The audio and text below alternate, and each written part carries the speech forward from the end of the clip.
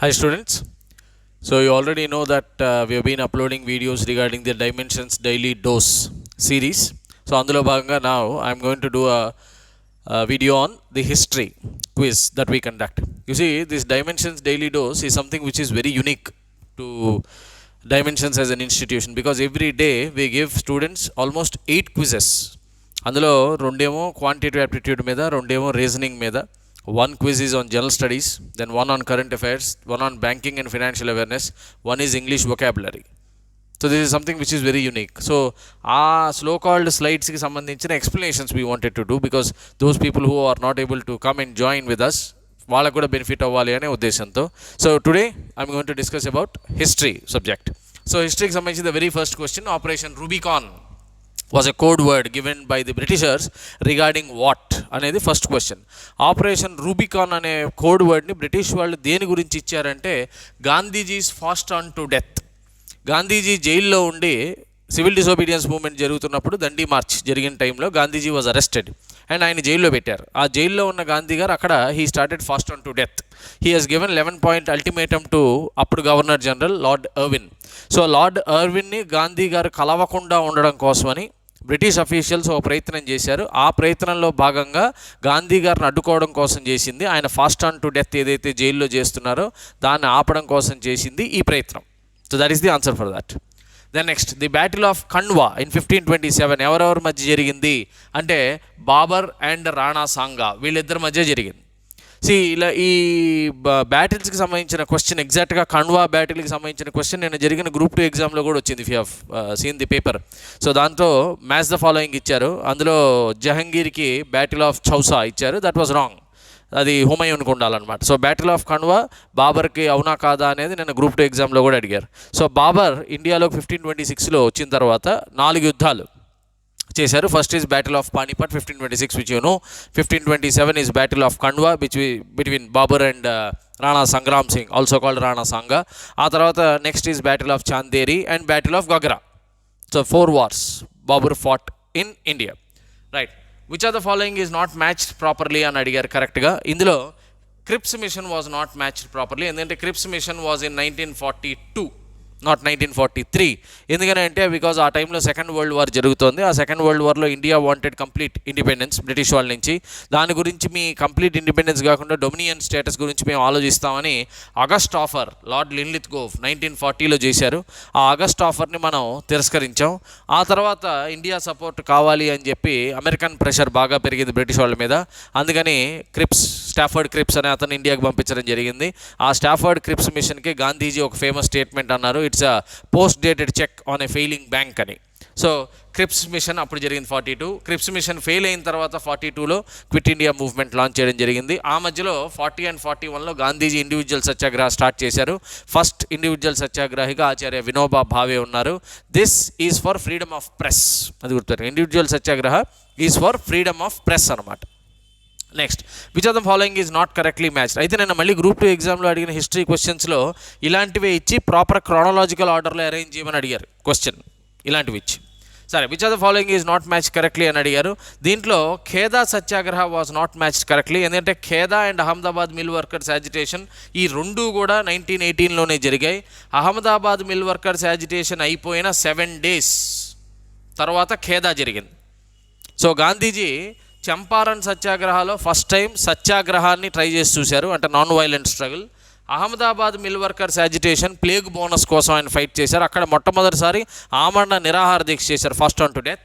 ఆ తర్వాత ఖేదాలో కూడా insensitive taxation system of the British, దానికి వ్యతిరేకంగా ఫైట్ చేయడం జరిగింది. So both mill workers agitation and Kheda, both of them are in the year 1918. So that was wrong. Rowlatt act, as you know, Sidney Rowlatt, that is 1919 which was called black act అనే పేరుతో పిలిచాం మనం. Then బాగ్ ఏ బాబూర్, బాబర్కి సంబంధించిన సమాధి Bagh e Babur, where is he buried అని అడిగాం. బాగ్ ఏ బాబూర్లో Babur was buried at a place called Kabul because Babur ఇండియాకి కాబూల్ నుంచే వచ్చాడు. So Babur was buried at Kabul, అది గుర్తుపెట్టుకోండి. ఒరిజినల్గా బాబర్ చచ్చిపోయినప్పుడు అతన్ని ఆగ్రాలో బరీ చేశారు, ఎందుకంటే సికందర్ లోడి వచ్చి ఆగ్రా అనే సిటీని ఫైండ్ చేసిన తర్వాత it was the capital of India. So బాబర్ని ఒరిజినల్గా ఆగ్రాలో సమాధి చేశారు. ఆ తర్వాత ఆయన సమాధిని కాబూల్కి మార్చారు. సో బాబర్ సమాధి ఎక్కడుంది అంటే as on date it is in Kabul which is in Afghanistan. Then third battle of పానీపట్లో మరాఠా ఆర్మీని కండక్ట్ చేసింది ఎవరు అంటే Sadashivrao Bhau. So third battle of Panipat 1761లో జరిగింది. This was between Ahmad Shah Abdali, the Abdali forces of Afghanistan and మరాఠాస్కి మధ్య జరిగింది ఇది. అసలు ఈ బ్యాటిల్ ఎందుకు స్టార్ట్ అయిందంటే మరాఠాస్ ఏం చేశారంటే లాహోర్లో అహ్మద్ షా అబ్దాలీకి సంబంధించిన ఒక గవర్నర్ ఉన్నాడు. ఆ గవర్నర్ తైమూర్ ఖాన్ అతన్ని డిస్ప్లేస్ చేశారు అక్కడి నుంచి. దానికి వ్యతిరేకంగా Ahmad Shah Abdali wanted to fight a war with the Marathas. So దాంట్లో వెరీ ఇంపార్టెంట్ విషయం, అహ్మద్ షా అబ్దాలీ ఏం చేశారంటే he introduced a concept called Zamburak అంటాం. జంబూరక్ అంటే మొబైల్ ఆర్టిలరీ అనమాట. అంటే ఒంటెల మీద ఫిరంగులు పెట్టి పేల్చారు, మొబైల్ ఆర్టిలరీ. సో అది that was something which was very new that was used in that war. So అయితే third battle of Panipat 1761 was death blow to the Maratha confederacy. So దాంట్లో చాలామంది ఇంక్లూడింగ్ సదాశివరావు బావుతో పాటుగా ఈవెన్ బాజీరావు వన్ వాళ్ళ అబ్బాయి Shamsher Bahadur also died. So ఆ battle వల్ల మరాఠాస్ కంపారిటివ్గా బాగా weaken అవ్వడం జరిగింది. 10 years తర్వాత మళ్ళీ మాధవరావు అనే ఆయన మళ్ళీ మరాఠా కాన్ఫెడరసీని పూర్వ వైభవం తీసుకొచ్చే ప్రయత్నం చేశారు, but that did not last. Then prince Salim ఎవరి ముద్దు పేరు అని అడిగారు. ఇట్ ఈస్ జహంగీర్కి సంబంధించిన ముద్దు పేరు. జహంగీర్ అసలు పేరు నూరుద్దీన్ మొహమ్మద్, గుర్తుపెట్టుకోండి. సో జహంగీర్ అసలు పేరు నూరుద్దీన్ మొహమ్మద్. అందుకనే జహంగీర్ భార్య మెహరున్నీసా ఆవిడ పేరుని నూర్ జహాం అని పెట్టుకుంది. సో జహంగీర్ అనేది అతని బిరుదు, ప్రపంచానికి చక్రవర్తి అని. నూర్ అనేది అసలు పేరు నూరుద్దీన్, అందుకని ఆవిడ నూర్ జహాం అని పెట్టుకుంది అనమాట పేరు. ఆవిడ అసలు పేరు మెహరున్నీసా. నూర్ అంటే అరబిక్ భాషలో లైట్ అని అర్థం, లైట్ వెలుతురు అని అర్థం అనమాట. So that is it. So జహంగీర్కి సంబంధించిన క్వశ్చన్ కూడా నేను నా గ్రూప్ 2 ఎగ్జామ్లో అడగడం జరిగింది. జహంగీర్ పెయింటింగ్ గోల్డెన్ పీరియడ్ అని చెప్పుకుంటారని, ఆ జహంగీర్ ఆస్థానంలో పెయింటింగ్ని ఫస్ట్ డానిష్ మర్చెంట్స్ తీసుకొచ్చారని, అది కాదు ఇంగ్లీష్ మర్చెంట్స్ అనేది దానికి కరెక్ట్ ఆన్సర్ అవుతుంది. So this question was also asked in the group 2 exam, similar type of a question. Then Chola ఇన్స్క్రిప్షన్స్లో అంటే చోళ్ళు వేసిన శాసనాలలో స్కూల్స్కి ఇచ్చిన ల్యాండ్స్ని ఏమని పిలిచారు అంటే శాలభోగ అనే పేరుతో పిలిచారు. శాల నుంచే పాఠశాల కదా. సో పాఠశాలలకు ఇచ్చిన భోగ అంటే వాళ్ళు అనుభవించగలిగింది అని. సో ఈ ల్యాండ్ నుంచి వచ్చిన రెవెన్యూతో స్కూల్స్ నడిపించాలన్నమాట. సో అందుకని దీన్ని శాలభోగ అనే పేరుతో పిలిచారు. నెక్స్ట్ వేలన్ వగాయ్ అనేది ఎవరికి సంబంధించిందంటే ఎవరైతే బ్రాహ్మణులు కాకుండా పెజెంట్స్ ఉన్నారో ఆ బ్రాహ్మణులు కాని పెజెంట్స్కి ఇచ్చిన ప్రొప్రైటరీ రైట్స్ ఆఫ్ ల్యాండ్స్ అనమాట. వాటిని వెల్లంగ్ వగాయ్ అనే పేరుతో పిలిచారు. బ్రాహ్మణులకు ఇస్తేనేమో దాన్ని బ్రహ్మదేయ అనే పేరుతో పిలిచారు. అదే దేవాలయాలకు ఇస్తేనేమో దేవదాన అనే పేరుతో పిలిచారు. నెక్స్ట్ విజయస్తంభం చిత్తోర్గఢ్ రాజస్థాన్లో నిర్మించింది ఎవరు అంటే రాణా కుంభ, ఆయన కట్టారు.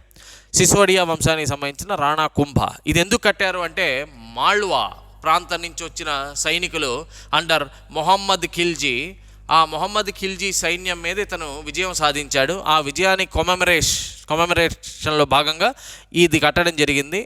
రాణా కుంభ చిత్తోర్గఢ్లో కట్టాడు ఈ విజయస్తంభాన్ని. అయితే ఈ విజయస్తంభం second highest after Qutub Minar. అది గుర్తుపెట్టారు, అరౌండ్ 122 feet ఎత్తుంటుంది అనమాట. So second highest after Qutub Minar. So that was built by Rana కుంభ.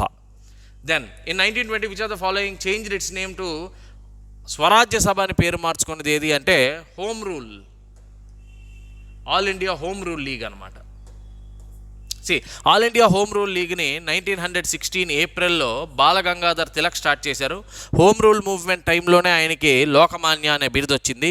1920 ఆగస్టులో బాలగంగాధర్ తిలక్ మరణించారు. అప్పుడు Mahatma Gandhi became the president of the all India home rule league. అప్పుడు ఆయన 1920లో దాని పేరుని హోమ్ రూల్ లీగ్ నుంచి స్వరాజ్య సభగా మార్చారు. And later on it was merged in to Indian National Congress, right. And Hindu Mahasabha ఇది తర్వాత అఖిల భారత హిందూ మహాసభగా పేరు మార్చుకుంది. దీన్ని 1915లో హిందూ మహాసభ ఫామ్ అయింది. సౌత్ ఇండియన్ లిబరల్ ఫెడరేషన్, దీనికి జస్టిస్ పార్టీ అనే పేరు కూడా ఉంది తమిళనాడులో. రామస్వామి నాయకార్, పెరియార్ వీళ్ళంతా దానికి సంబంధించిన వాళ్ళు అనమాట. సర్వెంట్స్ ఆఫ్ ఇండియా సొసైటీ 1905లో Gopalakrishna Gokhale, who is the political guru to Mahatma Gandhi, ఆయన ఎస్టాబ్లిష్ చేయడం జరిగింది. So this is about these 10 questions of history. Hope you liked it, and if you have any questions or doubts you may please post them in the comment section. Thank you.